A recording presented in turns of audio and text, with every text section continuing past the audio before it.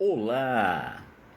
Bem-vindos à Depressão Parte 3. 8 remédios que nos farão mais felizes e prevenidos contra a depressão. No vídeo passado, nós tratamos até o quarto remédio. Hoje, então, nós daremos continuidade. O quinto remédio é o ar puro. Como nós fazermos com que o ar puro, que é vida, tenha eficiência dentro de nós? Respirando corretamente, respirando pelo diafragma. A respiração diafragmática é aquela que mexe só com a sua barriga, não mexe com o seu tórax, com os seus ombros. Deixa eu fazer uma pergunta: vocês já viram um cachorro com rouquidão? Já viram depois que ele late a noite toda, ele estar com rouquidão? Não. Por quê? Porque ele respira corretamente. Veja o cachorro quando está deitado. Só a barriga dele mexe. Só a barriga dele mexe. Então, a respiração diafragmática é saudável. Já perceberam, não sei se vocês já perceberam isso, que as pessoas, os indivíduos de comportamento emocional respiram mais corretamente, melhor do que aqueles que têm um comportamento mais racional? Não é preconceito não, mas você pode ver os emocionais, eles colocam o tórax mais para frente, eles abrem mais a caixa torácica, eles inspiram mais o ar. É como se eles dissessem assim inconscientemente: eu valorizo o meu corpo. Já os mentais, os racionais, já se encurvam mais, fecha mais, não expandem muito o seu pulmão, tá? E é como se eles precisassem de respirar só para viver. Inconscientemente eles estão dizendo: eu valorizo a minha mente.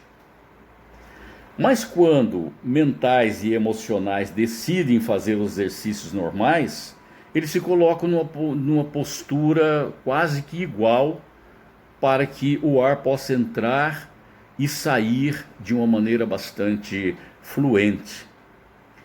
Elias estava caminhando, fazendo seu exercício diário.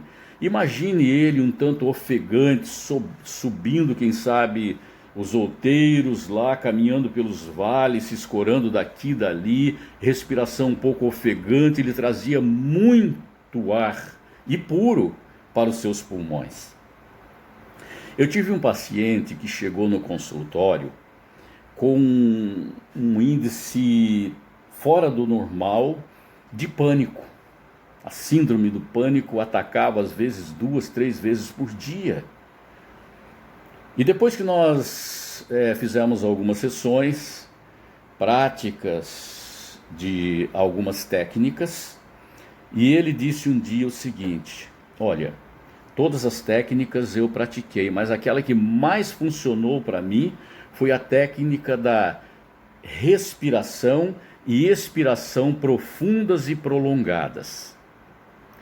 E também essas respirações eram assessoradas pelo meu imaginário, conduzindo para dentro de mim as emoções saudáveis e expelindo de mim as emoções negativas.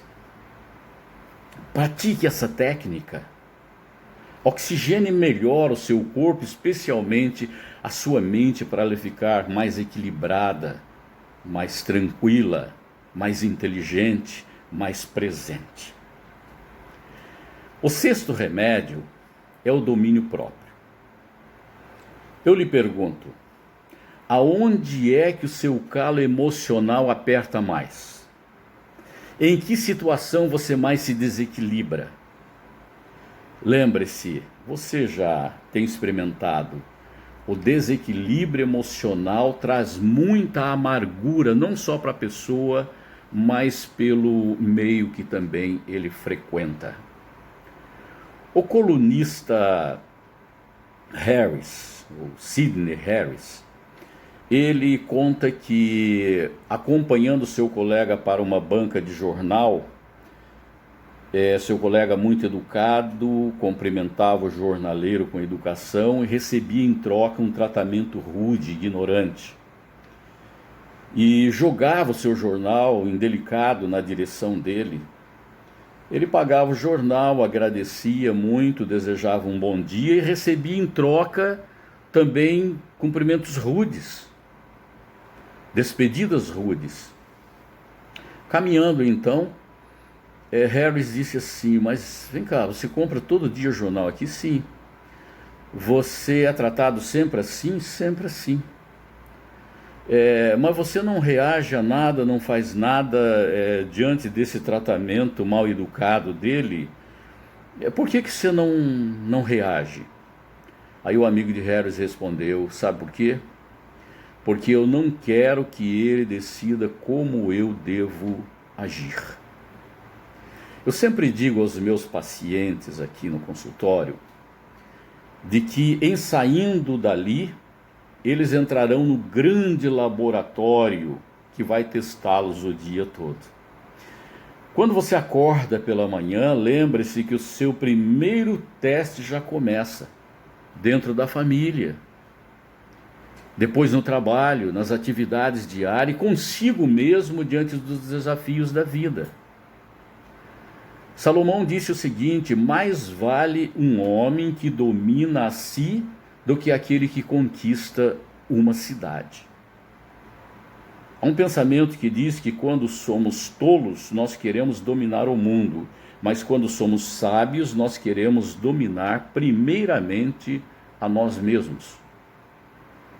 A psicologia também diz um pensamento espetacular que eu gosto muito: quando aquele que se conhece é o único senhor de si mesmo.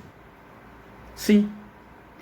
Então, quando mais nós nos conhecemos, pessoal, nós conhecemos nossa pessoalidade, nós nos tornamos mais capazes de cuidarmos de nós mesmos. Eu recomendo que vocês talvez gastassem um pouquinho mais de dinheiro, mas chegassem mais perto da sua essência através do autoconhecimento, que, a meu ver, são 4 ângulos indispensáveis: conhecer você mesmo pela sua genética, pelo seu comportamento através do temperamento, conhecer a si mesmo através da herança dos caracteres adquiridos, conhecer o seu comportamento através da sua ordem de nascimento e também através do meio ou do ambiente que você até então frequentou na sua vida. Por quê? Porque à medida que você vai se conhecendo, automaticamente você vai tomando mais as rédeas de si próprio. Você saberá como serão os seus pontos mais fracos e você vai se prevenir contra eles. Domínio próprio é o despertar de uma nova consciência. É você dizer: eu sou eu, você é você, eu cuido de mim e você cuida de você. Não tem outro jeito. Cada um cuida da sua liberdade de se expressar, de se autodominar, de se autocontrolar, enfim, de administrar a sua vida. Então, domínio próprio é você não reagir pela grandeza de uma provocação, mas pela oportunidade de crescimento pela ocasião que essa provocação lhe proporciona. Salomão disse: a resposta branda desvia o furor, mas a resposta dura suscita a ira. Então, como a vida será sempre um construir, desconstruir, reconstruir, Elias precisava reconfigurar mais esse dado em si, a prática desse remédio, porque ele havia se desequilibrado totalmente. O 7º remédio é a alimentação. A alimentação. É necessário que nós saibamos de que o mesmo psicólogo que acompanhou Elias, ele também era nutrólogo. Sim, porque foi ele que preparara, foi ele que oferecera a Elias a sua primeira refeição. Lembra-se disso, né?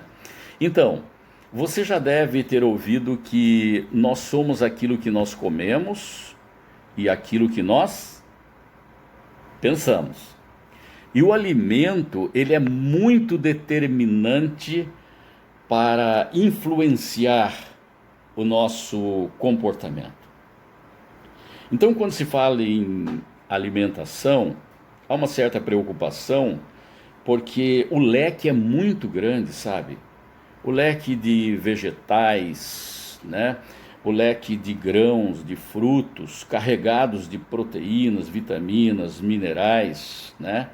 E quais são desses alimentos os princípios ativos preponderantes que, no caso aqui emocional, carregariam mais os reguladores do nosso humor? Então, nós precisamos priorizar alimentos que contenham mais os precursores dos neurotransmissores do humor. Não é confuso não, viu? É só um exemplo que eu vou dar para vocês. Eu gosto muito da banana, gosto do abacate e gosto do grão de bico, porque eu os classifiquei. São elementos que eu priorizo, por quê? Porque eu gosto e também porque eles são detentores de um índice maior de triptofano, que é o precursor da serotonina, conhecida como neurotransmissor da felicidade. Então entra lá no Google e então busque alimentos que possuem precursores da serotonina, clica. Veja os alimentos que mais lhe apetecem, prefira-os, tá? Depois continue. Precursores, alimentos que tenham os precursores da dopamina, clique, veja, selecione. Depois alimentos que produzem que mais os precursores, que contenham mais precursores da oxitocina, clique, da noradrenalina, clique, tá ok? E aí então você vai estar munido quanto à sua alimentação para priorizar aqueles alimentos que mais contribuirão para o seu equilíbrio emocional, tá ok? Na Inglaterra, especificamente na Grã-Bretanha, há um instituto conhecido como Instituto da Comida e do Humor. Vê que chique, né? Pois é, o assunto é sério. Então não se esqueça, pesquise, tá ok? Muito bom.